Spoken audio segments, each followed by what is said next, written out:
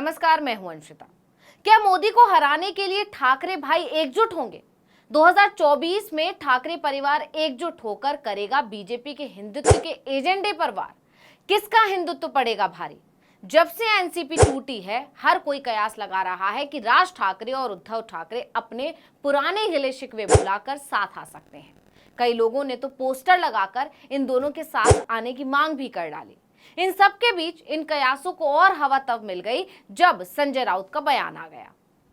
आखिर क्या बोले संजय राउत और क्या हैं उनके मायने? तो जैसा कि आप जानते हैं कि इस समय महाराष्ट्र एक बार फिर सुर्खियों में है। हर तरफ सिर्फ एक ही बात की चर्चा है कि एनसीपी का असली बॉस कौन होगा। हालांकि शरद पवार के तेवर अजीत गुट पर भारी पड़ गए हैं। इस पर हमने वीडियो भी बनाया था। खैर, वापस आते हैं अपने मुद्दे पर। तो एक साल के अंदर दो राजनीतिक दलों में हुई इस टूट ने सभी को हैरान कर दिया और साथ ही परेशान भी कर दिया है कि ऐसा ही चलता रहा तो बीजेपी का वो दावा कहीं सच ना हो जाए जो उसने अगस्त 2022 में किया था। तो बीजेपी ने क्या दावा किया था, इस पर आगे बताएंगे। फिलहाल बात करते हैं संजय राउत के ताजा बयान की, जिसने नई संभावनाओं को जन्म दे दिया है। दरअसल राज्यसभा सांसद संजय राउत ने महाराष्ट्र नवनिर्माण सेना के प्रमुख राज ठाकरे से करीबी बढ़ाने पर खुलकर बात की। उन्होंने कहा कि उद्धव ठाकरे और राज ठाकरे को आपस में बात करने के लिए किसी तीसरे की जरूरत तो बिल्कुल नहीं है। किसी को पुल नहीं बनना पड़ेगा। उन्होंने आगे कहा कि उद्धव ठाकरे और राज ठाकरे भाई हैं, कभी भी बात कर सकते हैं। मेरी उद्धव ठाकरे से राज ठाकरे के बारे में बातचीत हुई है और राज ठाकरे से हमारा भावनात्मक रिश्ता है, वो कोई गैर नहीं है। यानी संजय राउत ने संकेत दे दिया कि मोदी को हराने के लिए ठाकरे परिवार एकजुट होने का मन बना रहा है। आप जानते ही हैं कि राज ठाकरे और उद्धव ठाकरे के बीच लंबे समय से खींचतान है। दोनों एक दूसरे पर हमलावर रहते हैं।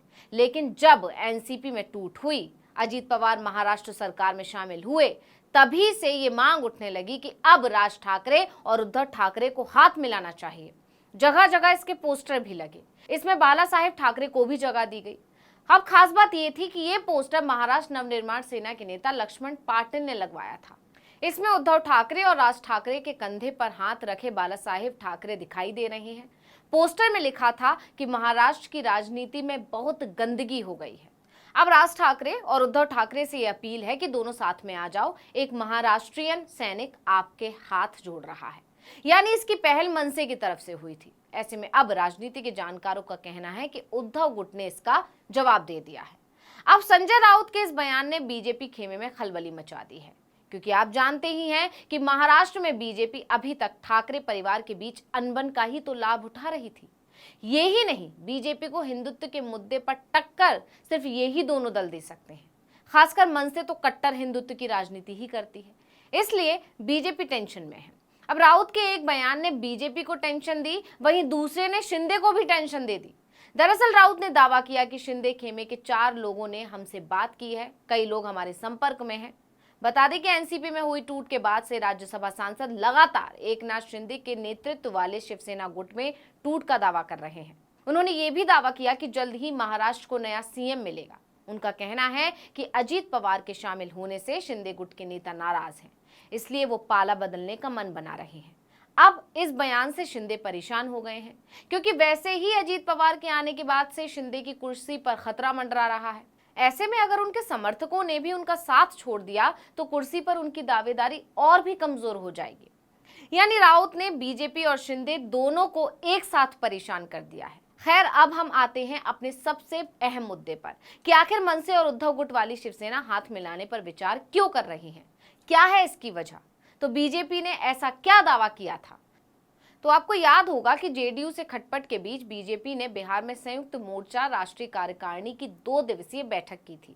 उस वक्त इस बात की चर्चा भी खूब हुई थी कि बीजेपी ने इस बैठक के लिए बिहार ही क्यों चुना, क्या पार्टी शक्ति प्रदर्शन कर रही है। इसका उद्घाटन जेपी नड्डा ने किया था और समापन अमित शाह ने। लेकिन इस कार्यक्रम के बाद जेपी नड्डा के एक बयान की काफी चर्चा हुई। सिर्फ चर्चा ही नहीं हुई, बीजेपी के सहयोगी दलों में खलबली मच गई। दरअसल जेपी नड्डा ने कहा था कि देश में बीजेपी ही एकमात्र राष्ट्रीय पार्टी है और सभी क्षेत्रीय दलों का सफाया होने के कगार पर है। हम एक ऐसी पार्टी है जो आइडियोलॉजिकल बेस्ड है, वैचारिक पृष्ठभूमि पर हम खड़े हैं। मैं बार बार लोगों को बोलता हूं, देखो अगर ये विचार नहीं होता ना तो हम इतनी बड़ी लड़ाई नहीं लड़ सकते थे, और सब लोग मिट गए, समाप्त हो गए, और जो नहीं हुए वो हो जाएंगे। रहेगा तो फिर बीजेपी रहेगी है। बीजेपी के इसी दावे से जेडीयू यानी जनता दल यूनाइटेड में हड़कंप मच गया। नतीजा ये हुआ कि नड्डा के बयान के एक हफ्ते के अंदर ही जेडीयू और बीजेपी की राहें अलग अलग हो गई और बीजेपी बिहार की सत्ता से आउट हो गई। इससे पहले महाराष्ट्र में शिवसेना में टूट हो ही चुकी थी। उद्धव ठाकरे अपने ही पिता की खड़ी की हुई पार्टी पर वर्चस्व की लड़ाई लड़ रहे थे। इससे सीखकर जेडीयू ने पहले ही अपना रास्ता बीजेपी से अलग कर लिया, क्योंकि जेडीयू के आरसीपी सिंह पर तो बीजेपी डोरे डाल ही रही थी। इसलिए जेडीयू ने बीजेपी की मंशा को भांप लिया और सही समय पर फैसला कर लिया। अब एनसीपी में टूट होने के बाद जेपी नड्डा के उस बयान की चर्चा एक बार फिर हो रही है। नड्डा का दावा सही ना साबित हो जाए, इसको देखते हुए शायद मनसे और शिवसेना उद्धव गुट हाथ मिलाने पर विचार कर रहे हैं, और अगर ऐसा हुआ तो ये बीजेपी को बहुत भारी पड़ सकता है। इस वीडियो में इतना ही। आपसे अनुरोध है कि यूट्यूब पर हमारे चैनल आर्टिकल 19 इंडिया को सब्सक्राइब कीजिए, फेसबुक पर लाइक कीजिए और कमेंट करके बताइए आपको हमारा ये वीडियो कैसा लगा। आने वाले दिनों में हम और किन मुद्दों पर वीडियो बनाएं ये भी जरूर बताइएगा। ट्विटर हैंडल है article19_India, इसको भी फॉलो कर लीजिए। नमस्कार।